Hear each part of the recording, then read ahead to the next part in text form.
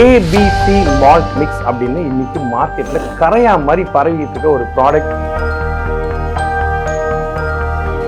So குழந்தைங்களுக்கு ABC மால்ட்டை ஏன் நான் கொடுக்க கூடாது அப்படின்னு சொல்றேன்னு பாத்தீங்கன்னா,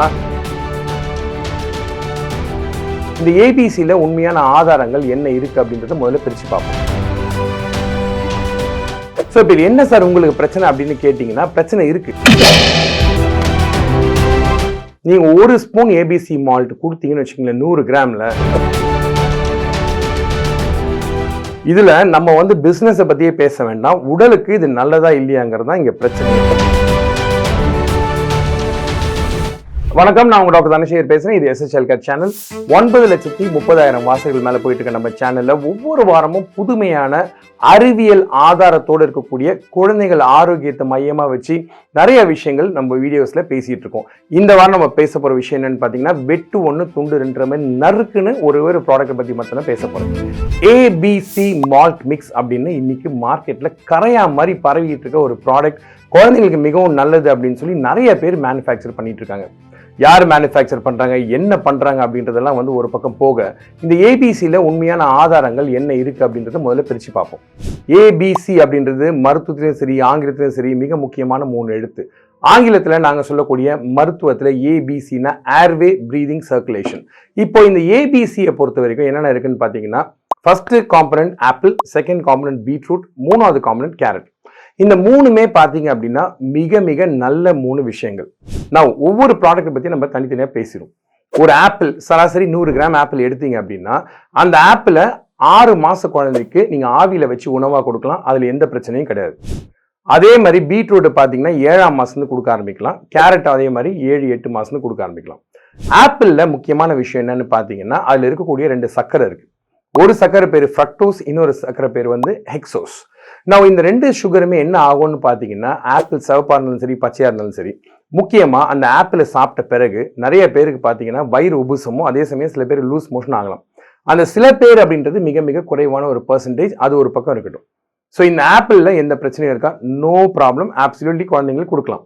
செகண்ட் ப்ராடக்ட் பீட்ரூட். பீட்ரூட்ல பாத்தீங்கன்னா நிறைய பிக்மெண்ட்ஸ், நல்ல பிக்மெண்ட்ஸ், உங்க ஹார்ட்டுக்கு ஏற்ற பிக்மெண்ட், ஆன்டி ஆக்சிடென்ட்ஸ் மற்றும் நார் சத்து மிக அதிகமா இருக்கக்கூடிய இந்த பீட்ரூட்டை தயவு செய்து உணவுல சேர்த்துக்கலாம், அதுலயும் எந்த பிரச்சனையும் கிடையாது. பீட்ரூட்டை பத்தி ஒரு சின்ன துணுக்கு அப்படின்னு சொன்னோன்னு பாத்தீங்கன்னா, நிறைய குழந்தைங்க பீட்ரூட் சாப்பிட்ட பிறகு ஒண்ணுக்கு போற சமயத்துல அந்த ஒரு பர்பிள் கலர்ல சிவப்பு கலர்ல போவாங்க, பேரண்ட்ஸ் கூப்பிட்டு வருவாங்க. அது கம்ப்ளீட்லி நார்மல், பயப்பட வேண்டிய விஷயம் இல்லை. 3வது விஷயம் கேரட். கேரட்டை பொறுத்த வரைக்கும் பாத்தீங்க அப்படின்னா, பேசிக்கா அதுல முக்கியமான நிறைய நல்ல விஷயங்கள் இருக்கு. கேரட் இருக்கக்கூடிய அந்த ஒரு காம்பனன்ட் என்னன்னு பார்த்தீங்கன்னா கேரோட்டின் அப்படின்னு சொல்லுவாங்க. அதுல பீட்டா கேரோட்டின் அப்படின்னு சொல்லக்கூடிய கண்ணுக்கு, திசுக்களுக்கு மற்றும் உங்கள் தோலுக்கு மிக உகந்த ஒரு அருமையான ஒரு பொருள் இருக்கு. அதனால தான் கேரட்ல வந்து கேரோட்டின் அப்படின்றத வந்து ஈஸியா நம்ம ரிலேட் பண்ணோம்.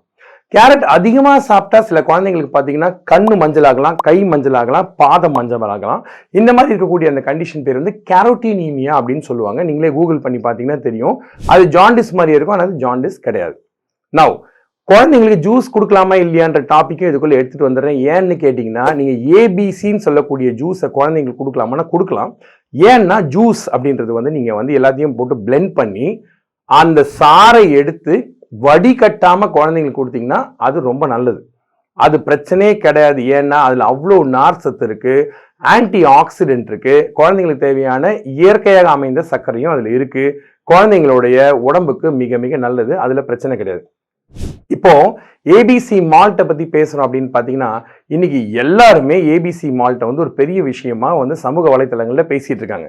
ஸோ குழந்தைங்களுக்கு ஏபிசி மால்ட்டை ஏன் நான் கொடுக்க கூடாது அப்படின்னு சொல்றேன்னு பாத்தீங்கன்னா, ஆப்பிள், பீட்ரூட், கேரட் இந்த 3ஐயும் என்ன பண்றாங்கன்னு பாத்தீங்கன்னா, ஃபர்ஸ்ட் கட் பண்ணி டீஹைட்ரேட் பண்ணி அதை வந்து பேசிக்கா போட்டு கொதிக்க வச்சு, அதுக்கப்புறம் அதுல பாகு எடுத்து, அதுக்கப்புறம் அதை நாட்டு சர்க்கரையோட மிக்ஸ் பண்ணி குழந்தைங்களுக்கு கொடுக்க சொல்லி சொல்றாங்க, பால்ல கலந்து. ஸோ இப்போ இது என்ன சார் உங்களுக்கு பிரச்சனை அப்படின்னு கேட்டீங்கன்னா, பிரச்சனை இருக்கு. எப்படின்னு பாத்தீங்கன்னா, எந்த ஒரு ப்ராடக்ட் எடுத்தீங்கனாலும் அந்த ப்ராடக்டை பொறுத்த வரைக்கும் நம்ம FSSAIன்னு சொல்லக்கூடிய ஃபுட் சேஃப்டி ஸ்டாண்டர்ட் ஏஜென்சி மிக தெளிவா அந்த ப்ராடக்ட்ல இருக்கக்கூடிய காம்பனன்ட்ஸை பிரிச்சு எழுதி சொல்றாங்க.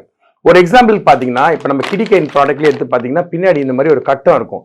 இதுல எல்லாமே இருக்கும், புரோட்டீன் எவ்வளவு இருக்கு, சுகர் எவ்வளவு இருக்கு, கார்போஹைட்ரேட் எவ்வளவு இருக்கு அப்படின்றதெல்லாம் தெளிவா இருக்கும். இது வந்து மேண்டேட்டரி.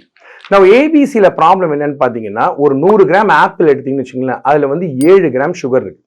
அதே மாதிரி ஒரு பீட்ரூட் எடுத்தீங்கன்னா அதில் கிட்டத்தட்ட 18லேருந்து 20 கிராம் சுகர் இருக்கு. அது மட்டும் இல்லாமல் கேரட்ல பார்த்தீங்கன்னா 7லேருந்து 10 கிராம் வரைக்கும் சுகர் இருக்கு. ஸோ குழந்தைங்களுக்கு பார்த்தீங்க அப்படின்னா கிட்டத்தட்ட நீங்க ஒரு ஸ்பூன் ஏபிசி மால்ட் கொடுத்தீங்கன்னு வச்சுக்கோங்களேன் 100 கிராம்ல ஆக்சுவலா 40 கிராம் இயற்கையாக அமைந்த சர்க்கரை இருக்கு. இது நல்லதா அப்படின்னு கேட்டீங்கன்னா கண்டிப்பா கிடையாது. நம்ம ஊர்ல பொதுவா இருக்கக்கூடிய நம்பிக்கைகள் என்னன்னு பாத்தீங்கன்னா நாட்டு சர்க்கரை கொடுத்தா நல்லது அப்படின்னு சொல்றாங்க. தவறு கிடையாது. எந்த சர்க்கரை சாப்பிட்டாலும், வெள்ளமா இருந்தாலும் சரி, நாட்டு சர்க்கரையா இருந்தாலும் சரி, ஒயிட் சுகரா இருந்தாலும் சரி, அந்த சுகர் சாப்பிட சமயத்துல பிளட் சுகர் கூடும் அப்படின்றதுதான் அறிவியல் உண்மை.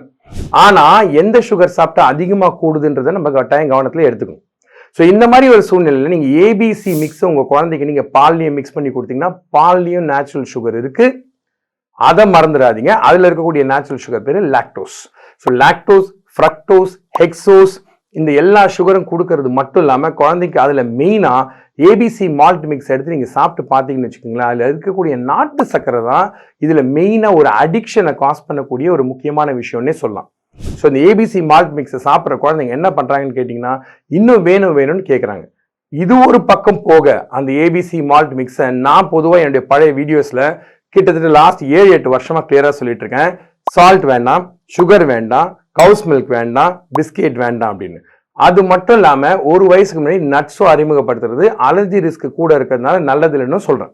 ஸோ இந்த ஏபிசி மால்ட் மிக்ஸ் பண்ணுறவங்க என்ன பண்ணுறாங்கன்னு பார்த்தீங்கன்னா அந்த ஏபிசி மால்ட் மிக்ஸில் கேஷ்யூ நட், முந்திரி பருப்பு, ஆல்மண்ட் நட்ஸ், பாதாம் பருப்பையும் ஆட் பண்ணி எல்லாத்தையும் மொத்தமாக போட்டு அரைச்சி ஒரு பேக்கெட்டில் போட்டு வித்துடுறாங்க. இதில் நம்ம வந்து பிஸ்னஸை பற்றியே பேச வேண்டாம், உடலுக்கு இது நல்லதா இல்லையாங்கிறது தான் இங்கே பிரச்சனையே. ஸோ கண்டிப்பாக ஏபிசி மால்ட் மிக்ஸ் உங்கள் குழந்தைக்கு கொடுக்கறதா இருந்தால் தயவுசெய்து வேண்டாம். ஸோ இந்த பீடியாட்ரிக் நியூட்ரிஷன் சொல்லக்கூடிய குழந்தைங்களுக்கு கொடுக்கக்கூடிய உணவில் நம்ம நிச்சயமாக ஒரு மாற்று கருத்து இது கிடையாது. இந்த விஷயத்தில் இதை பொறுத்த வரைக்கும் நம்ம நிஜமாவே ஒரு ரெவல்யூஷனரி பண்ணக்கூடிய ஒரு புரட்சி ஏற்படுத்தக்கூடிய ஒரு ப்ராடக்ட் நம்ம எடுத்துகிட்டு வரணும்னு நான் ஃபார்முலேட் பண்ண ப்ராடக்ட் தான் உங்கள் கண்ணு முன்னாடி இருக்கக்கூடிய இந்த கிடிகைன். ஸோ கிடிகைனை பொறுத்த வரைக்கும் என்னன்னு பார்த்தீங்கன்னா பேசிக்காக ரொம்ப சிம்பிள். நாங்கள் வந்து லேபில் டெஸ்ட் பண்ணி தான் ப்ராடக்ட்ஸை பண்ணுறோம். ஸோ லேப் டெஸ்டிங் இல்லாமல் நீங்கள் ஷெல்ஃப் லைஃபோ ப்ராடக்ட்டோ கொடுக்க முடியாது. இன்ஸ்டாகிராமில் நீங்கள் எங்களை ஃபாலோ பண்ணிட்டு இருந்தீங்கன்னா உங்களுக்கு கிளியராக தெரியும். ஸோ இதில் என்ன நன்மைகள் இருக்குன்னு பார்த்தீங்கன்னா கிளியராக உற்று கவனிச்சிங்கன்னா சுகர்ஸ் பிடிஎல்னு போட்டிருப்பாங்க. பிடிஎல் அப்படின்னா பிலோ டிடெக்டபிள் லெவல்ஸ் அப்படின்னு சொல்லுவோம். ஸோ அது இல்லாமல் கிடிகையில் இருக்கக்கூடிய மிக நல்ல விஷயங்கள் என்னன்னு பார்த்தீங்கன்னா மாவுச்சத்து, நல்ல மாவுச்சத்து மிக கூடுதலாக இருக்குது, நார் சத்து மிக கூடுதலாக இருக்குது, இது ரொம்ப முக்கியம். அது மட்டும் இல்லாமல் குழந்தைங்களுக்கு தேவையான புரத சத்து 30 கிராம்லேயே கிட்டத்தட்ட 11 கிராம் இருக்குது. அது இல்லாமல் இது ஒரு low sodium, low potassium and high iron இருக்கக்கூடிய ப்ராடக்ட் அப்படின்ற பட்சத்தில் குழந்தைங்களுக்கு பேசிக்காக கிட்னிக்கோ அல்லது உடலுக்கோ எந்த விதமான கேடு வராது. ஸோ ஏபிசி மால்ட் மிக்ஸ் உங்கள் குழந்தைக்கு கொடுத்துட்டு இருந்தீங்கன்னா தயவு செய்து ஒரு தடவைக்கு 2 தடவை நிச்சயமாக நீங்கள் யோசிச்சு பார்க்கணும். அந்த ப்ராடக்ட்ல இருக்கக்கூடிய காம்பனன்ட்ஸை பார்த்துட்டு நீங்க அதோட சேர்த்து கிடிகைனை கம்பேர் பண்ணி பார்த்தீங்கன்னா இதில் இருக்கக்கூடிய உயிர் நாடி, உயிர் ஆதாரம், அதுக்கு பின்னாடி இருக்கக்கூடிய நானு மற்றும் மருத்துவ ஆதாரங்கள் எல்லாம் ரொம்ப தெளிவா புட்டு வச்சிருப்போம் அப்படின்றத உண்மை. ஸோ தயவு செய்து இதை கன்சிடர் பண்ணுங்க. கிடிகைன் எந்த விதத்துல மேலோங்கி நிக்குது அப்படின்றத பேக்கெட் உங்க கையில வச்சு பாத்தீங்கன்னா உங்களாலே கண்டுபிடிக்க முடியும். இதை கன்சிடர் பண்ணுங்க. ஏபிசி மால்ட் மிக்ஸ் தயவு செய்து வேண்டாம். அது நீங்க சுவைக்காக எப்பனா ஒரு டைம் சாப்பிடல, தப்பு கிடையாது. தினமும் எடுத்துக்கிறதுனால எந்த பெனிஃபிட்டும் கிடையாது. அதே நீங்க ஏபிசி ஜூஸா எடுத்துக்கிட்டீங்கன்னா கூட பரவாயில்ல. இந்த மால்ட் மிக்ஸை வேண்டான்னு சொல்லி நான் வெரி ஸ்ட்ராங்கா ரெக்கமெண்ட் பண்றேன். தயவுசெய்து கன்சிடர் பண்ணுங்க. சேனலை தொடர்ந்து பாருங்க, கமெண்ட்ஸ் எழுதுங்க, சப்ஸ்கிரைப் பண்ண மறக்காதீங்க. அறிவியல் ஆதாரங்களோடும் குழந்தைங்களுக்கு எது நல்லதுன்றதையும் ஒவ்வொரு வாரமும் உங்க முன்னாடி சமர்ப்பிக்கிறதுல எனக்கு ரொம்ப பெருமையும் சந்தோஷமும் இருக்கு. நன்றி. விடைபெறுகிறேன். உங்கள் டாக்டர் தானசேகர். வணக்கம்.